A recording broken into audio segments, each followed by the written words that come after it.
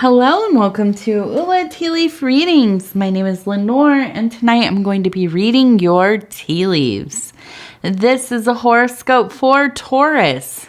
If Taurus is your solar, lunar, ascendant/rising sign, then this is a message for you. All right, let's get started. And so this is a bonus Taurus reading. And if you have not subscribed yet, please think about doing so. You can hit that little bell. It'll let you know when the next videos are coming out. It is free to subscribe. We would love to have you as part of the channel here, part of the community. And if at any point you think, wow, this reading really resonates with me, please hit the like button. It really does help the channel so much. Okay, so let's take a look at what these tea leaves are saying tonight. And our card is the High Priestess. And this is from the Hermetic deck, which I have been using for my bonus readings lately. One of my favorite decks, definitely. Okay, so let's get started. I want to take a look on this side first, and then we're going to flip it around. We have a person who is wearing a robe. You can see the head up here, the robe here. I almost think this is like, some kind of initiate. I see two pillars, one here and one here. And so, kind of passing through those pillars of duality, going through those initial stages of the neophyte, the newly initiated, not just starting, but, you've been on the path for a while. You're getting deeper in there, okay? The universe is really opening up for you.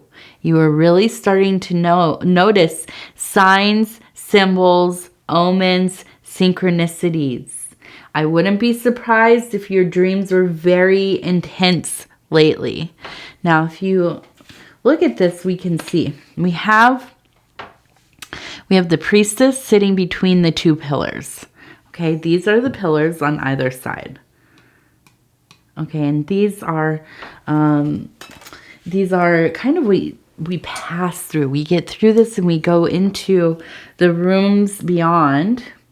If she lets us, right? The allegory here is that we are judged, not directly, but passively by the High Priestess. If she kind of has a smile upon her face, she will let us pass through. Okay.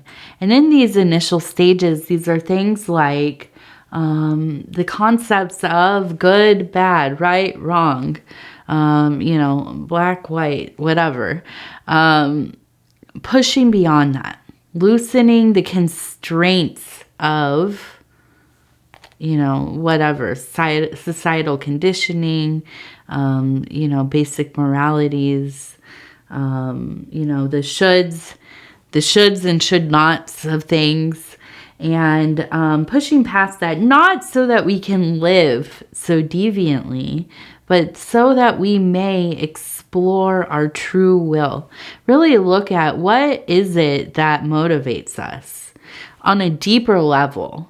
Not just kind of like, oh, I want to make money so I can have a nice house and, drive a good car and make sure I can feed my family. Although these are, reasonable things. These are things that people strive for, but this is more on a deeper level. These are things that the philosophers write about, the theologians, the deep thinkers.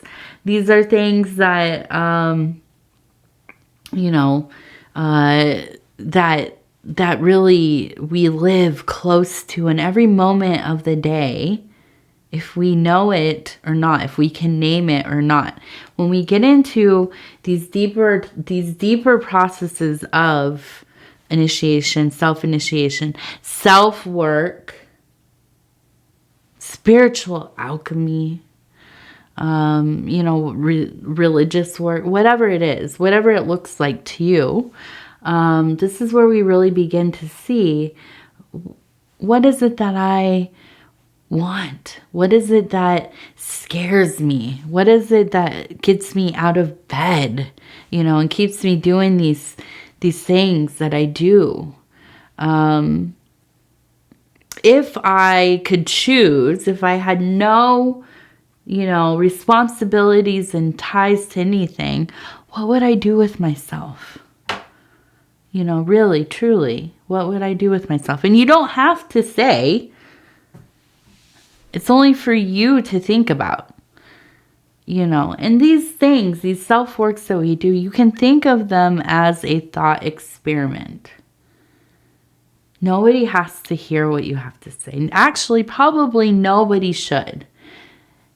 We should do this work as much as possible without being witnessed by others. Because once somebody is looking over what we are doing, we are discussing it, we are uttering these things to somebody else, it changes it.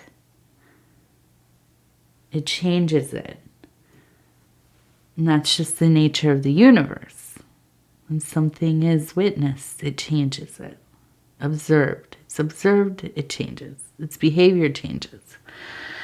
So, what is it that drives you? You know? Is it love? Is it procreation? Is it the death drive? You know, Hillman talks about that a lot, the death drive. Is it the need to connect with the source? You go back to the beginning, to the end, to the all. Is it something else? Is it something, you know, nobody has ever spoken of? You know? We think about life in this way that, like, you know, we've come to this place where we've discovered so much and pretty much everything, you know, at least in these philosophical ways, in these philosophical senses. But I wonder, I really do wonder how many things are, there's no language for them. How many things, you know, what I like to call, it is my journey to the original,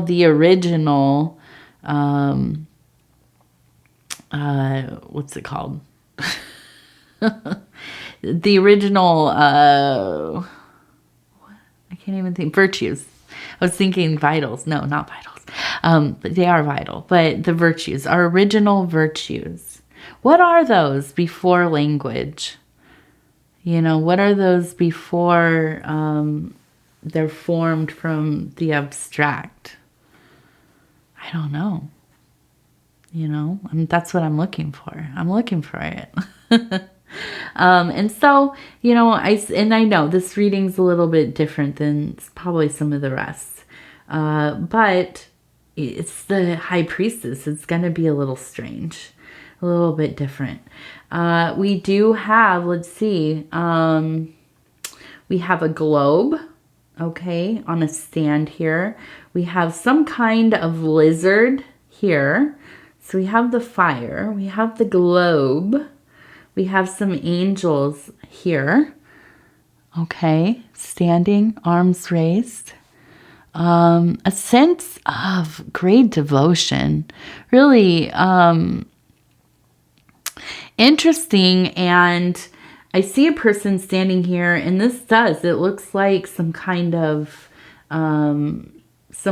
priestess or priest or clergy person, some kind of physical representation of something divine, an icon, a statue. It could be somebody in their corporeal form. Whatever it is, I see you standing in awe before it.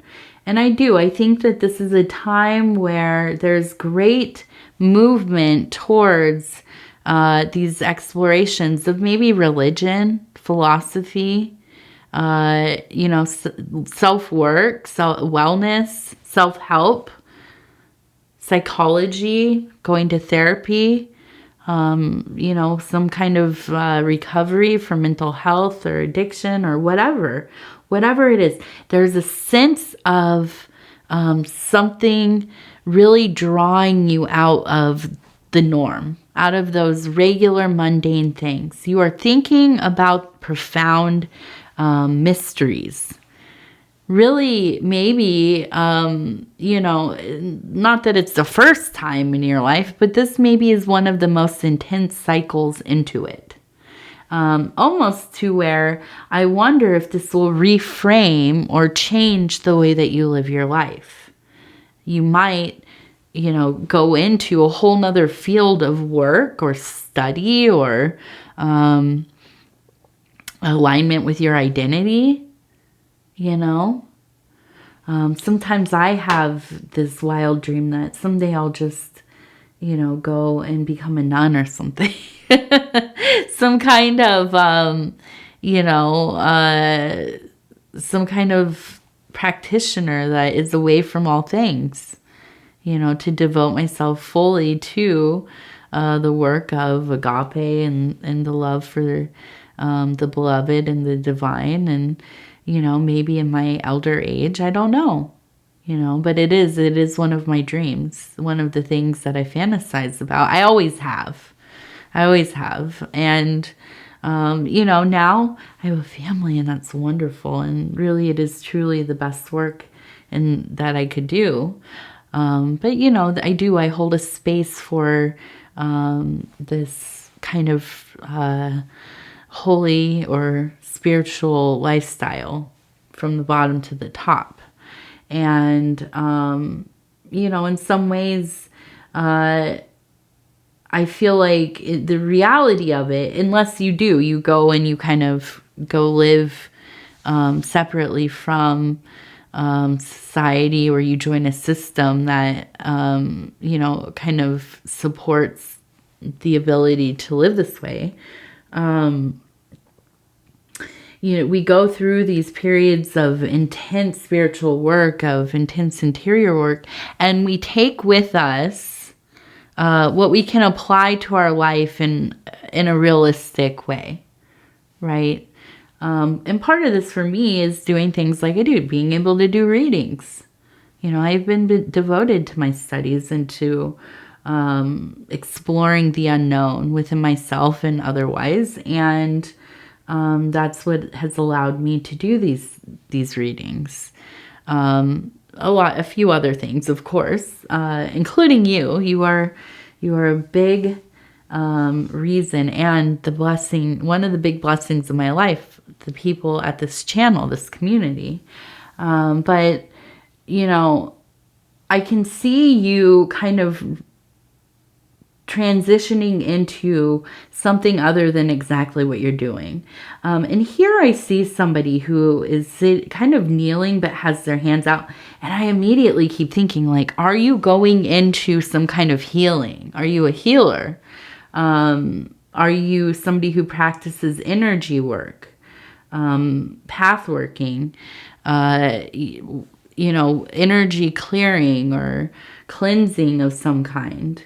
I also see here somebody who is contemplating, but in a way that seems quite relaxed, kind of almost, it's a little bit, what's the word? Not whimsical, but just kind of twisted in the thought of whatever, you know, kind of secret, whatever mystery they are kind of enchanted by in that moment.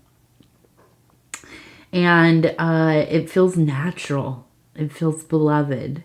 And so, you know, I look at this and I feel like this is quite a time for you. This is a place where, you know, others in your life maybe won't understand too much. And that's hard. But we have that lizard, we have that globe. There's a shift happening. The lizard, the salamander, is the keeper of fire. It is the fire that keeps the machinery going. It's the thing that brings life to all things. It animates things, right? And so the gears are turning. And, you know, it might be very difficult to step out of that. It might be impossible. So, you know, I think that it is a good time to be looking into these things. Do not be disheartened by others, okay? People will always have something to say about how you live, what you're interested in, what you're doing. You know, the only advice I can give is, and this is, you know, when we get excited about something, especially in our religious or spiritual work, it is hard not to bring it to every person that we meet. But, you know, it's not always our duty to do that. You know, we wait for those who want to hear what we have to say. Okay. You know, and finding, and I think the thing is too, it's so exciting, but we need to take time with it. We need to be in it. We need to live in it, to live in our discoveries for a while. Because what they look like immediately is not exactly maybe what they feel or look like functionally. Okay.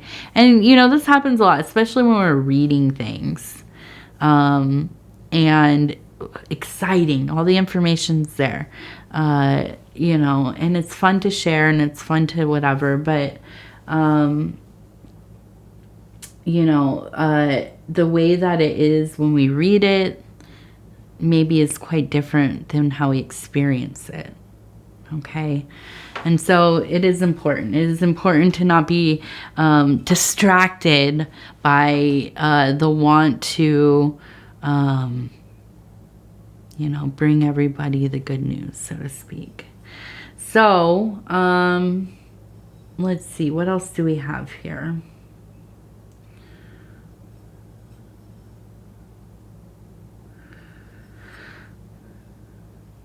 So we have a cat that's kind of just sitting here balancing on right here.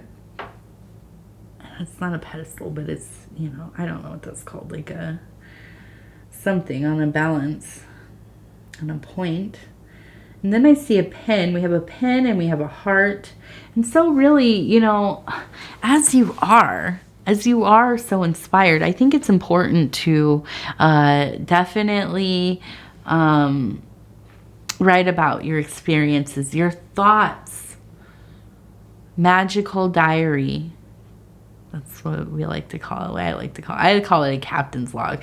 Like captain's log for my explorations into the great unknown. And with the cat, you know, this is really the blessing of that great individuality. This is the thing about doing this work, is that it is so solitary and it can feel so lonely. So, you know, it's important to be okay with being alone. And so it's important to realize that sometimes when we go through these awakenings or these profound shifts in, you know, the paradigm of thinking, our worldviews, and so on, the lenses change through which we experience the all. It can feel quite isolating. It can feel alienating. It can feel like we're further and further out in space, away from anything else. And so I will really, really strongly recommend that you are doing things that keep you grounded in the mundane as well. If you have hobbies, if you have any kind of, you know, things that you do socially, clubs or group chats even, you know, with your friends or family members, or you like to, you know, I'm trying to think of something where there's people, like go to the coffee shop, go to the library, be around people. You don't have to interact with them directly, but just to be out among others. That's important. Okay, don't become so untethered from reality that You feel like you are, you know, a cosmonaut out there. Major Tom out there all by yourself. Because you're not. We still live among each other, you know. And it's important to remember yourself on all levels. Okay. And so let's move on to our Cincy Child affirmation cards. And we're just going to flip through. I'm going to stop where it feels right. And it says, I am brave. Yeah, I like that. And I like it that it's in the gateway or the portal, the porta.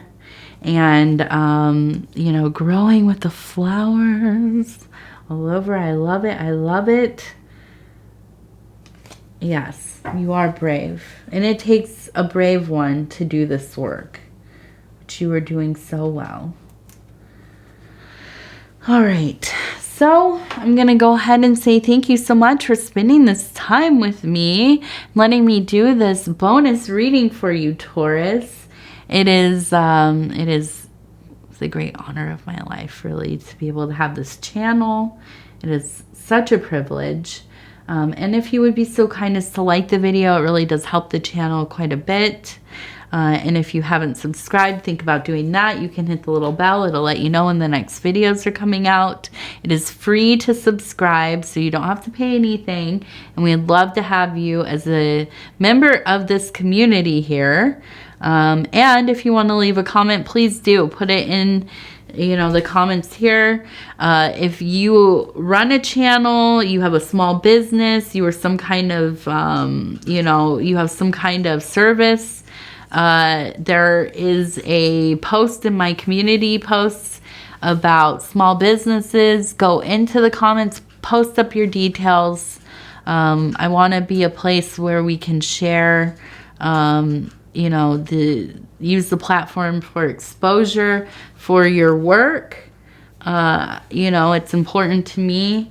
There have been some lovely people who have, you know, helped me, including my husband over at Dove and Serpent Tarot. He is an amazing reader, Paul, over there. And without his support, my channel would not be where it's at. Without your support, it wouldn't be where it's at. And so, you know, I want to help support everybody else. And so if you have your own things going on, please put them up there. We want to hear from you. Definitely. Okay, Taurus, I want to say I love you. Take care of yourself. We will talk again real soon. Thank you, thank you, thank you.